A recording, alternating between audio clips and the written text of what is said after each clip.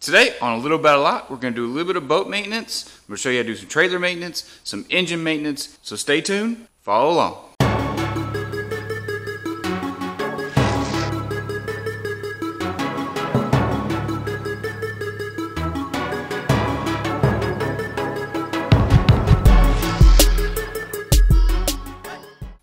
If this is the first video you've watched on A Little About a Lot, check out the channel. It's all about a whole bunch of just random stuff that I do and a little bit of my life. I do lots of maintenance, do some wood projects, do some fishing, so just check it out. Having a boat is a great thing. I mean, you get to get on the water, you do fishing, you go when you want to, all that kind of stuff, but it comes at a cost.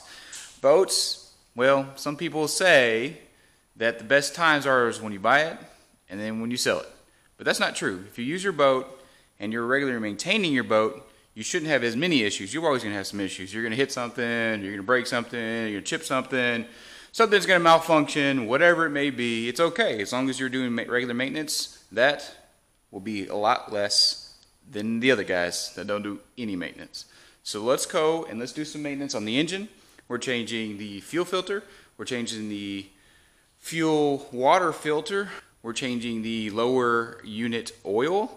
We are changing spark plugs, putting a little dielectric grease on them. We're going to put some new oil in the new trailer hub oil in the trailer. We're going to grease up some fittings here and there.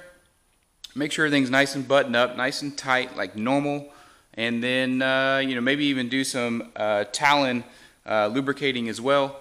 So stay tuned. Oh yeah, so we're also going to take the prop off, clean that off, make sure all the oil is good. And there's no fishing line in there, because if you have fishing lining within your prop, well, you could get a leak, and you don't want leaks. The first thing we're going to do is we're going to tackle the lower gear unit oil. We're going to change that out. I like to do that at least, but sometimes even 6 months. I don't use the boat for 100 hours every 6 months, but I do like to change it just like your car. You don't want the oil to be sitting in there forever. So I do the same thing here. This has actually been the longest I've been. This is about 9 or 10 months since I've changed this out, so I need to go ahead and change it out. No specialty tools here, just a flathead screwdriver. Going to take out the vent for it and then the other plugs as well. Let it drain out, and while it's draining out, we can do some other things on the boat. So like I said before, I have a 90 horsepower Mercury engine. It's a 2009 model, I think, and it's got 3 different drains. So it's got one down here. It's got a little nut down here that you loosen to be able to drain it. It's got a vent one, and it's got a field mark as well. So I'm going to go ahead and put my oil catchment down here, and I'm going to loosen this first one here. That's why I use a nice big flathead screwdriver. Go ahead and loosen it. Put it in, you push nice and tight, and just turn just like that.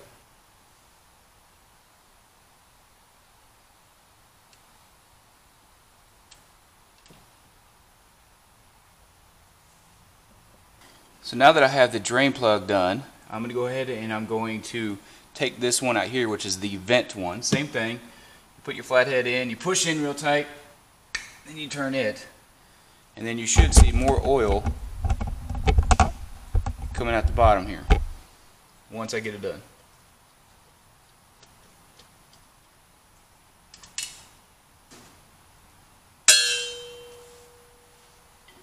As the oil is coming out, I'm checking the oil to make sure there's no really like white milky stuff coming out of it. You may have just a slight discoloration, and that's okay, but what you don't want is a really milky like a white coming out of it. That means that there's been water intruded in there and you have a break in your seal. You need to take it to a mechanic or pull the lower unit apart and fix that seal, which ain't no fun. So let's let this drain real quick and let's move on to something else. So let's go ahead and change the spark plugs and the fuel filter in here. We'll take the cowling on, simply lift the lever in the back here, push up, it comes up, wiggle it off. Make sure you're careful with your cowlings because they are super expensive to get replaced. Woo! Now we're going to attack the spark plugs. I got 3 on here. It's a 3-cylinder engine. There's a spark plug here, here, and down here a little bit further. I'll be using this 16mm socket with my 3/8" ratchet. I'm going to take each one of them out, put a little dielectric grease on the end of them, then plug them back in. These are the NGK IRs, and depending on where you get them from, they're $12 to $20 a piece. So they're a little bit expensive, but I always like to replace them every single year, just with everything else as well. I don't necessarily put 100 hours on it every single year. Some years maybe a little bit more, some years maybe a little bit less. It's always good because I fish saltwater, so it's always good to make sure that everything looks good, nothing's rusted. You pull out those spark plugs, you know, you got some dirty oil in there, dirty fuel, things like that. It can dirty them up. So make sure you're replacing these with good spark plugs. I also do these one at a time. That way the wire that's going to them, spark plug wire, you don't get those mixed up. Definitely don't want to get those mixed up.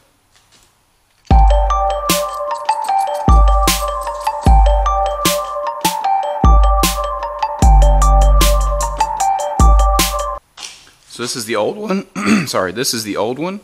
It's got a little bit of stuff on it. And then here's a new one, obviously nice and crisp, and it doesn't have any of the sediment and stuff like that. This has been burned off. So that's why you like to replace them. And let's do that now. Make sure they're exactly the same spark plugs. They got the same numbers on them and everything. And then you should be good to go. And I always like to put a little bit of this dielectric grease on the ends here, just a tad, not a lot. That's it. Spark plug wire goes back on. Make sure it clicks on there. And then you do the same thing for the other two. So if you're looking on the left side of the engine here, this is the fuel filter that I'm going to replace. It does need a specialty tool. That specialty tool looks like this, and basically, you know, you just buy one online. It fits a 3/8 inch, and what you do is you just put this on like so, put it in here, fits right into all those grooves that it has, and you just loosen it up. Woo!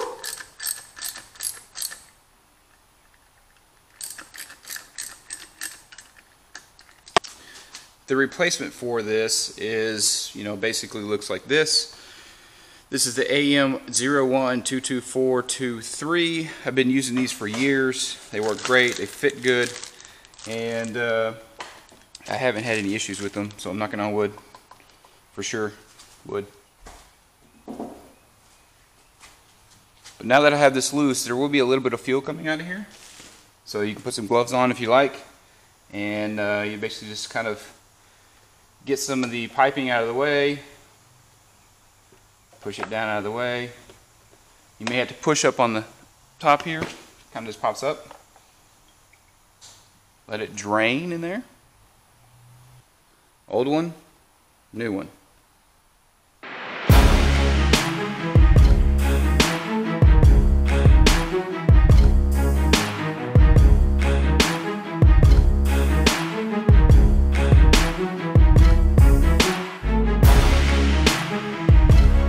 The oil is draining out of the lower unit here.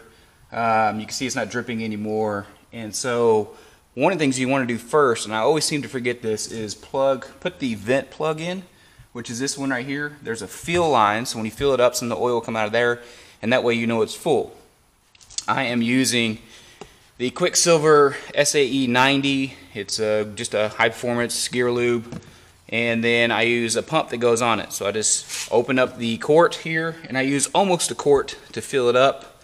I put this in the quart.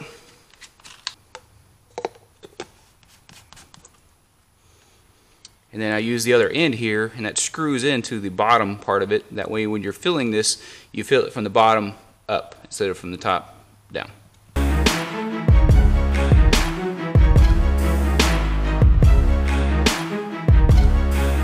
I'm going to look up here, I'm going to pump it until I see oil come out of the fill line here, or the fill, and just keep going.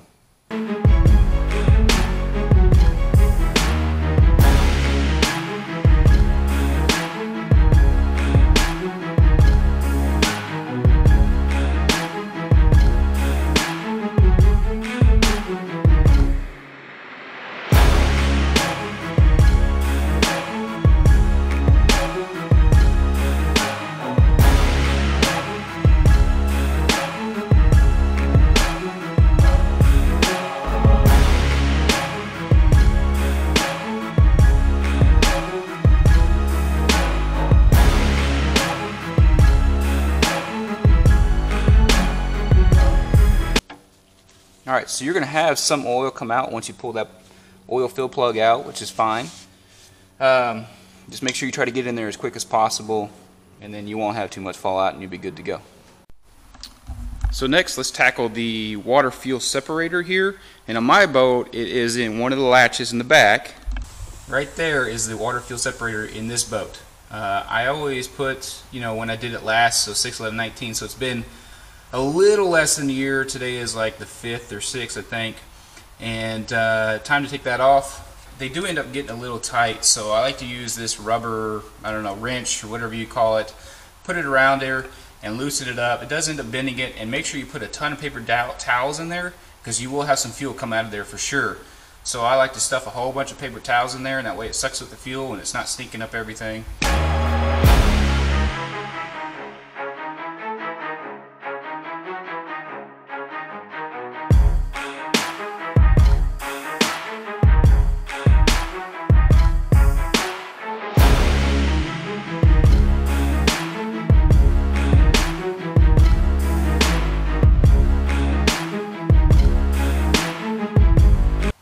This is the fuel water separator that I use here. It isn't, the number on it is 35-802-893Q01. And it just replaces exactly the same. Like I said, I just put these in my Amazon account, and so every year I can go in there and just look up my orders and see which one that I got. So I know this one's going to fit. I know it's going to work, knocking on wood. And you basically just install it. Now that I caught everything with the paper towels, just put it back on there and righty-tighty, lefty-loosey.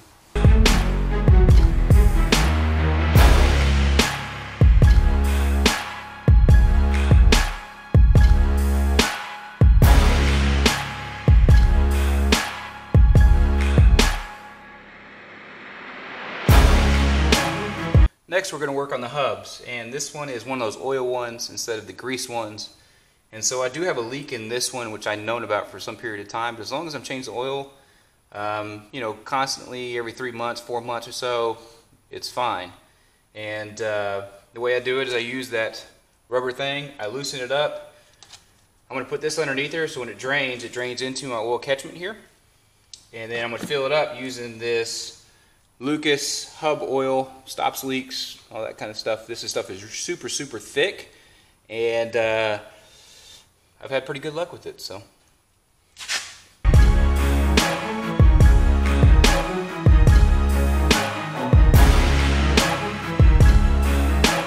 So this is the milky stuff that I'm talking about that you will see in your lower unit if you have water in it. So let me show you that. See how much milkier that is than this other stuff? This is the stuff that came out of the lower unit. This is the stuff that's coming out the hub. And it's a lot milkier. Obviously it's been mixing with water, salt water, and dirt and stuff, so that's why it looks like this. And like I said, I just change this more often than I normally would, because I know there's a leak in this one. There's not a leak on the other one. And I'm not sure where the leak is. It may be around the seal right here. But the oil works pretty good. So the hub is drained most of the way, and so the way I like to do this is I take the cap and I just fill the cap with the hub oil, wipe off all the excess here, and then put that on, and then just tighten it up. We're going to work on bringing the prop off here. We're going to take this prop off, and we're going to inspect it, make sure it has no fishing line in it, and then re-grease it. So I'm going to use this 27mm socket here. I'm going to bring up the engine. I'm going to use this piece of 2x4, and that way it braces it so you can loosen it. So let me show you how to do that. Before you can loosen it though, there is some of these flaps in there. Yours may be a little bit different than mine. You can kind of see them, and you want to make sure those are flapped up. That way you can loosen it. So I'm going to put this board in here, like so. It goes on the other side of this here. And that way you can get some leverage on it, and you just like so.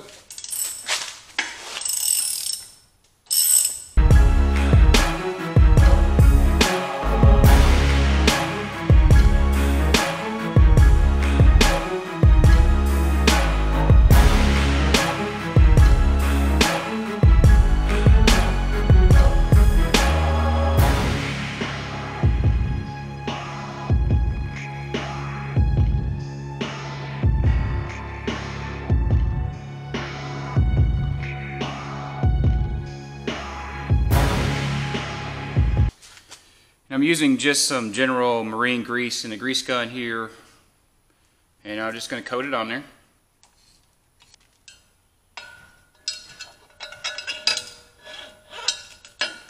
This is the little piece I was talking about. We put those flops up, and so make sure you install this before you put the nut back on. So this is my 10-foot talon. It basically has a pole that goes straight down, has 3 sections in it, and with anything it gets salt, sand, mud, whatever you're anchoring in, sometimes it gets into the system itself. And so one of the easy ways to do this is you just take off these 4 screws on the top, and then what you do is I spray some of this WD-40 protective white lightning grease in it. Kind of gets the sections lubed up a little bit so you don't have as many problems. If you're having some sticking issues, you might want to take this off, lean it over, pull out all the sections, clean up in between the sections, put it back on, and you should be good to go. But in most cases, if you just take this top cap off here, you spray a little bit of lube in there, you're usually pretty good.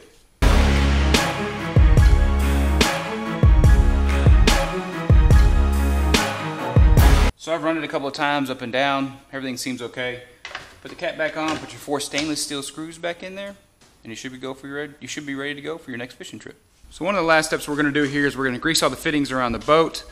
We got some on the trailer jack, we got some on the engine, the jack plate, and you're just going to make sure you go around, just oil everything up, and then make sure you have good air pressure in your tires, and that's about it, guys. Guys, if you like watching this type of content, please subscribe below, like the video. I have been on YouTube for about 3.5 months now. I'm trying to work myself into there, trying to keep content coming out to you guys. Please let me know if you like the video, and if anything needs to change or whatever, comment below. And until next time, I'll see you on the next one.